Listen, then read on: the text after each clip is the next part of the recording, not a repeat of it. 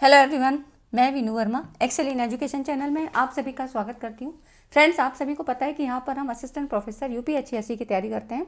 Advertisement 51 के लिए GS के पोर्शन को और एजुकेशन विषय को कंप्लीट करवाया जाता है।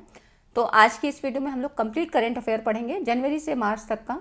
जनवरी फरवरी मार्च 2025 के लिए आपको जो भी इंपॉर्टेंट कॉन्सेप्ट हैं एग्जाम ओरिएंटेड वो सारे यहाँ कवर कराए जाएंगे। इससे पहले भी मैंने एक वीडियो दी थी जिसमें आपको जनवरी फरवरी मार्च के इंपॉर्टेंट कॉन्सेप्ट करवाए गए थे। तो आज हम फरवरी मार्च में जो मैक्सिमम चीज़ें हो चुकी हैं उनके बारे में यहाँ डिस्कस करेंगे।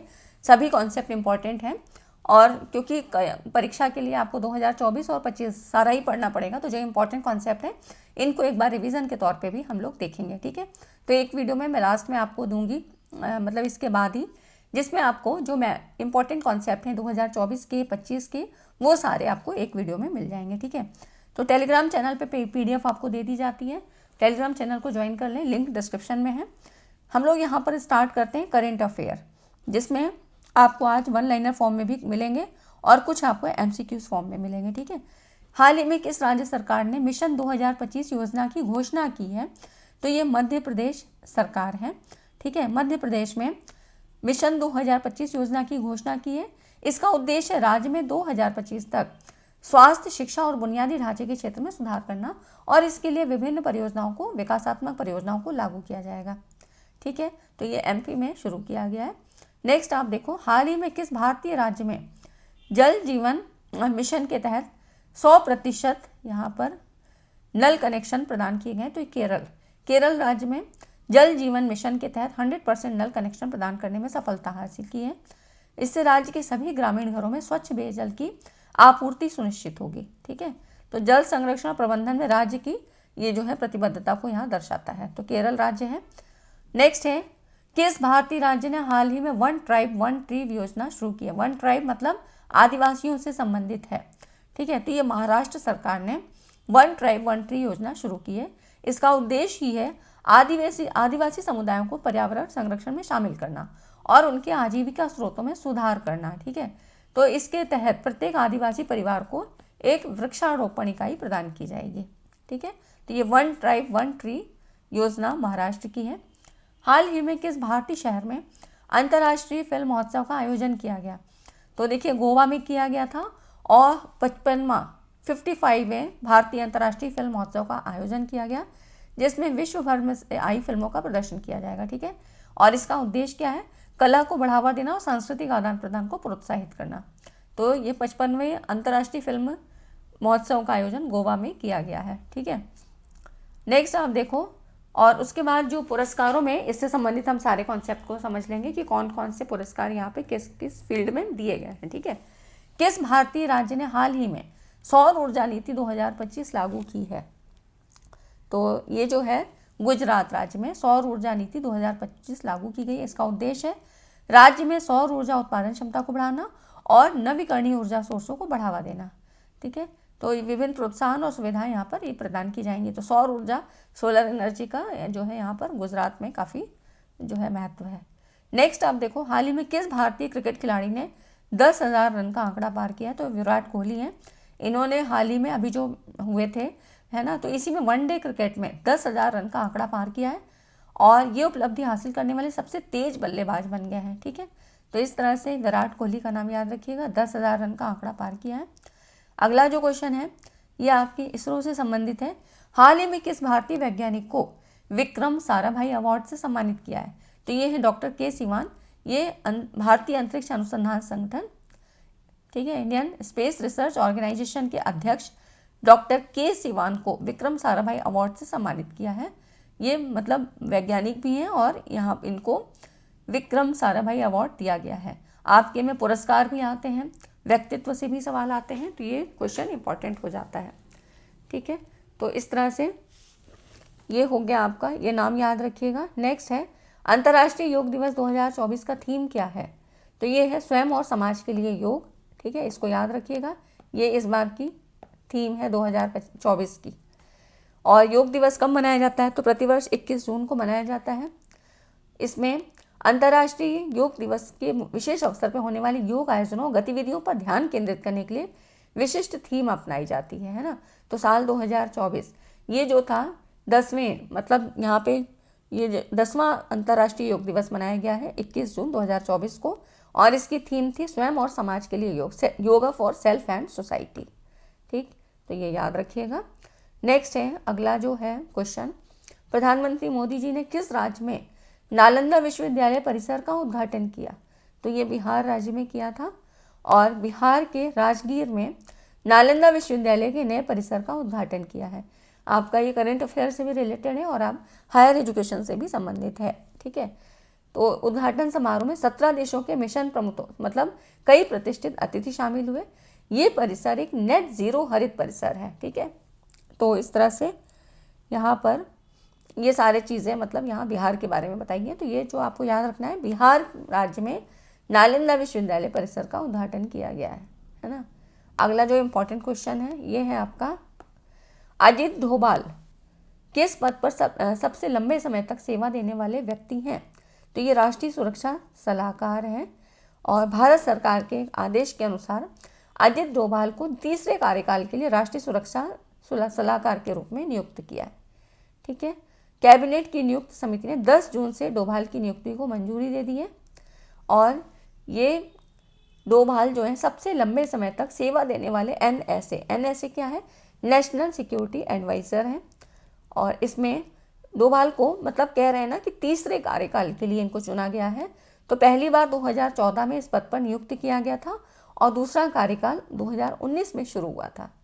ठीक, तो अभी क्या है, इनको राष्ट्रीय सुरक्षा सलाहकार के रूप में इनको मतलब सबसे लंबे समय तक सेवा देने वाले व्यक्ति हैं अजित डोभाल जी, इनका नाम याद रखिएगा। तो 2014, 2019 और फिर जो है अभी, है ना। तो ये हो गया आपके करंट से संबंधित। नेक्स्ट, किसे हाल ही में दोबारा प्रधानमंत्री मोदी का प्रधान सचिव नियुक्त किया गया है? तो ये हैं डॉक्टर प्रमोद कुमार मिश्रा। डॉक्टर प्रमोद कुमार मिश्रा, इनको दोबारा प्रधानमंत्री मोदी जी का प्रधान सचिव नियुक्त किया गया, और ये पूर्व IAS अधिकारी थे, और इन्होंने मतलब 2014 से 2019 के दौरान प्रधानमंत्री के अतिरिक्त प्रधान सचिव के रूप में कार्यरत थे। ठीक है, तो ये तो इनके बारे में है कि कौन से विभाग की तरफ से, है ना। तो यहाँ पर मिश्रा जी को नियुक्ति दी गई है, doctor Pramod Kumar Mishra. Next, national अनुसंधान नेशनल रिसर्च फाउंडेशन का CEO किसे नियुक्त किया है? तो देखिए यहाँ पर डॉक्टर शिव कुमार कल्याण रमन, इनको ANRF, है ना। तो यहाँ पर अनुसंधान national research foundation doctor Shiv Kumar Kalyan Raman को इसका नया CEO नियुक्त किया है। ANRF की स्थापना अनुसंधान नेशनल रिसर्च फाउंडेशन NRF, है ना, 2023 के माध्यम से की गई थी, जिसका लक्ष्य क्या है, भारत के शैक्षणिक और अनुसंधान संस्थानों में अनुसंधान रिसर्च और डेवलपमेंट को बढ़ावा देना, R&D, है ना। तो इस तरह से इसमें आपको ये नाम याद रखना है। NRF के बारे में सवाल, नेशनल रिसर्च फाउंडेशन, यहाँ से सवाल UGC नेट में पूछे गए हैं। ठीक है, तो इस तरह से आपको बस ये याद रखना है कि जो NRF है ये रिसर्च और डेवलपमेंट के उस पर काम करता है, और इसी आधार पे यहाँ पर भारत में शैक्षणिक और अनुसंधान संस्थानों में अनुसंधान और विकास को बढ़ावा देने के लिए ANRF ये जो है बनाई गई है, और इसके जो अभी CEO हैं वो डॉक्टर शिव कुमार कल्याण रमन। नेक्स्ट और इम्पॉर्टेंट क्वेश्चन, इसरो ने अपना 100वां मिशन किस रॉकेट से लॉन्च किया है? तो ये है GSLV F-15। ये मैंने पहले भी आपको करवा रखा है, इंपॉर्टेंट क्वेश्चन है। यहाँ पर देखिए, इसरो ने हाल ही में अपना 100वां मिशन यहाँ सफलतापूर्वक लॉन्च किया है, और इनका लक्ष्य क्या है, अगले 5 वर्षों में 100 और मिशन को लॉन्च करना है। ठीक है, तो इस तरह से ये GSLV F-15। नेक्स्ट, भारत ने आपदा प्रभावित पापुआ न्यू गिनी को कितने मिलियन अमेरिकी डॉलर की मानवीय सहायता भेजी है? तो देखिए, भारत ने विनाशकारी बाढ़ और भूस्खलन मतलब लैंडस्लाइडिंग से प्रभावित पापुआ न्यू गिनी को 1 मिलियन अमेरिकी डॉलर की सहायता प्रदान की है। आपको बताना है पापुआ न्यू गिनी है कहाँ पर, ठीक है, इसकी सिचुएशन कहाँ पर है, स्थिति कहाँ पे है, ये आपको बताना है कमेंट करके। तो ये बताइए ये कहाँ पर स्थित है ना, इसकी लोकेशन बतानी है, स्थिति, ठीक, और ये आपको बताना है कमेंट करके। उसके बाद देखिए अगला जो क्वेश्चन है इंपॉर्टेंट है, भीम यूपीआई क्या है? Unified payment interface. ठीक है, तो भीम यूपीआई प्रोत्साहन योजना के तहत अधिकतम कितनी राशि तक के यूपीआई लेन देन शामिल किए गए हैं। तो देखिए, जो भी कुछ नया करंट में आता है वो इकोनॉमिक्स में आपके लिए इंपॉर्टेंट होता है, क्योंकि इकोनॉमिक्स में और ज़्यादा सवाल नहीं बनते हैं। स्टैटिक पार्ट से कहें तो आपकी बेरोजगारी या जो पंचवर्षीय योजनाओं से इनसे संबंधित सवाल बनते हैं, लेकिन करंट में सवाल वहाँ पे पूछे जा सकते हैं। तो एक बार देख लेना चाहिए। भीम, इसका फुल फॉर्म क्या है, तो यहाँ पर BHIM, Bharat interface for money, भारतीय राज्य के स्वामित्व वाला मोबाइल भुगतान ऐप है और जिसे national payments corporation of India NPCI द्वारा विकसित किया है। कब लॉन्च हुआ? 30 दिसंबर 2016 को। ठीक है, और किस पे आधारित है? तो यूपीआई पे आधारित है। इसका उद्देश्य क्या है? बैंकों के माध्यम से सीधे ई भुगतान की सुविधा प्रदान करना और कैशलेस लेन देन को प्रोत्साहित करना। तो जिनका भी बैंक में अकाउंट है तो वो ये यूज़ कर सकते हैं, भीम यूपीआई। ठीक है, अब यहाँ पर कितनी राशि तक के यूपीआई लेन देन शामिल है, तो यहाँ पर देखिए 2000 रुपये तक छोटे व्यापारियों को, है ना, डिजिटल लेन देन अपनाने में मदद मिलेगी और कैशलेस इकोनॉमी को बढ़ावा मिलेगा। तो इसके लिए इसकी जो है लिमिट बढ़ा दी है, 2000 रुपये यहाँ पर शामिल किया है ना। इसका उद्देश्य ही है कम मूल्य के भीम यूपीआई पेमेंट इंटरफेस लेन देन को प्रोत्साहित करना। मतलब तो इससे उनको मतलब फ़ायदा होगा जो छोटे व्यापारी हैं, उनका जो है अमाउंट इतना ज़्यादा नहीं होता है, तो इनके लिए ये फ़ायदेमंद है। ठीक है, इसका उद्देश्य क्या है? स्वदेशी भीम यूपीआई प्लेटफॉर्म को बढ़ावा देना, है ना, और इसका लक्ष्य 20,000 करोड़ के कुल लेन देन का लक्ष्य हासिल करना। ठीक, तो इस तरह से फीचर फ़ोन आधारित और ऑफलाइन, मतलब जैसे कि यूपीआई, है ना, तो इस तरह से ये उच्च सिस्टम अप टाइम बनाए रखना और तकनीकी गिरावट को कम करना, इसलिए यहाँ पर इन्होंने इसकी जो है लिमिट को बढ़ा दिया है 2000, है ना। नेक्स्ट आप देखो, किसे हाल ही में फिट इंडिया आइकॉन नॉमिनेट किया गया है, तो ये हैं बॉलीवुड अभिनेता आयुष्मान खुराना। केंद्रीय खेल मंत्री मनसुख मांडविया ने आधिकारिक तौर पे फिट इंडिया आइकॉन इनको नॉमिनेट किया है और ये सम्मान प्रधानमंत्री मोदी द्वारा भारतीयों में शारीरिक फिटनेस और स्वस्थ जीवन शैली को बढ़ावा देने के लिए शुरू किए गए फिट इंडिया मूवमेंट का हिस्सा है। ठीक, तो नाम याद रहेगा, ये बॉलीवुड के हैं आयुष्मान खुराना, आप लोग जानते भी होंगे। ठीक है, अगला जो क्वेश्चन है ये भी यहाँ पर देखिए, 5G इनोवेशन हैकथॉन 2025 का आयोजन किसके द्वारा किया जा रहा है, तो ये देखिए 5G innovation hackathon department of telecommunication, मतलब दूरसंचार विभाग ने 5G इनोवेशन हैकथॉन 2025 की घोषणा की है। इसका उद्देश्य सामाजिक और औद्योगिक चुनौतियों का समाधान करने के लिए 5G संचालित समाधानों के विकास में तेजी लाना है। ठीक है ना, तो इस तरह से ये छात्रों, स्टार्टअप और अगर कोई पेशेवर हैं जो कि अपना बिजनेस खोलना चाहते हैं उनके लिए ये अच्छा है, मतलब उनके लिए फ़ायदेमंद होगा। ठीक है ना, तो ये हो गया 5G innovation hackathon departmental of telecommunication. ठीक, इसके साथ यहाँ मिलके शुरू किया जा रहा है। नेक्स्ट है कुछ आपके शॉर्ट नोट्स हैं, यहाँ देखिए, अंतर्राष्ट्रीय खुशी दिवस, ये भी 20 मार्च को मनाया जा रहा है और इसका विषय क्या है? देखभाल और साझा करना। अंतर्राष्ट्रीय खुशी दिवस है और इसकी शुरुआत 2012 में की गई थी। ठीक है, पहला अंतर्राष्ट्रीय खुशी दिवस 2013 मनाया गया था। तो इस तरह से भूटान के द्वारा इसको शुरू किया गया था, है ना। तो 20 मार्च आपको याद रखना है। 20 मार्च को ही आपका 2025 में पारसी नववर्ष मनाया गया, है ना। 20 मार्च को मनाया गया, हो चुका है ना। तो इस तरह से पारसी नववर्ष आमतौर पर दुनिया भर में मार्च में मनाया जाता है और इसी को पारसी नववर्ष को ही नवरोज या नौरोज इसके नाम से भी जाना जाता है। नवरोज का मतलब अर्थ नया दिन। ठीक, और ये करीब 13 दिन तक चलता है ना। तो ये हो गया पारसी नववर्ष, मतलब 20 मार्च को ही आपको याद रखना है, अंतर्राष्ट्रीय खुशी दिवस और पारसी नववर्ष। भारत का पहला विश्व शांति केंद्र, वर्ल्ड पीस सेंटर, अब क्योंकि भारत का पहला है तो याद रखना है, तो गुरुग्राम के सेक्टर 39 में भारत का पहला विश्व शांति केंद्र स्थापित किया है और इसका उद्घाटन 2 मार्च 2025 को राष्ट्रपति रामनाथ कोविंद जी ने किया था। ये केंद्र अहिंसा विश्व भारती के संस्थापक और जैन आचार्य लोकेश मुनि के नेतृत्व में स्थापित किया है। उद्देश्य क्या है? समाज में शांति, सद्भावना और नैतिक मूल्यों को बढ़ावा देना। तो इस तरह से ये जो केंद्र है ना, विश्व शांति केंद्र, यहाँ पर ये केंद्र ध्यान, योग और विभिन्न कार्यशालाओं के माध्यम से शांति और सद्भावना को बढ़ावा देगा। ठीक, और उद्देश्य क्या है? वसुधैव कुटुंबकम के सिद्धांत को फैलाना। तो ये कुछ खास बातें हैं, गुरुग्राम में इसकी स्थापना किया गया है। ठीक है ना।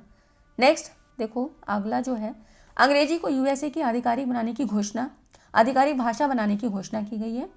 और ये किसने किया? अमेरिकी राष्ट्रपति डोनाल्ड ट्रंप ने 1 मार्च 2025 को ऐतिहासिक कदम उठाते हुए अंग्रेजी को संयुक्त राज्य अमेरिका की आधिकारिक भाषा घोषित किया। ये आदेश संघीय स्तर पर पहली बार किसी भाषा को आधिकारिक दर्जा प्रदान करता है। ठीक है, नेक्स्ट कुछ दिवस हैं यहाँ पर देखिए। शून्य भेदभाव दिवस 2025, जीरो डिस्क्रिमिनेशन डे। शून्य भेदभाव दिवस, जीरो डिस्क्रिमिनेशन डे प्रतिवर्ष 1 मार्च को मनाया जाता है और उद्देश्य क्या है? विविधता, समावेशिता और समानता को बढ़ावा देना। ठीक है ना, मतलब भेदभाव को यहाँ खत्म कर दिया जाए। और ये मनाया जा रहा है UNAIDS द्वारा 2014 से मनाया जा रहा है। इसकी थीम क्या है?